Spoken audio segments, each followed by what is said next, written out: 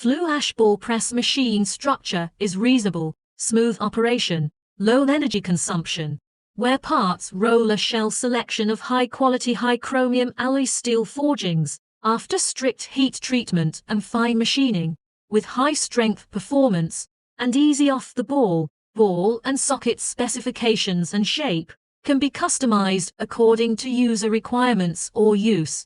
The main structure has the transmission system, host frame, reducer, belt conveyor, pre-compression device, roller sleeve corresponding position of the ball groove. The hydraulic system and electronic control are composed of several parts.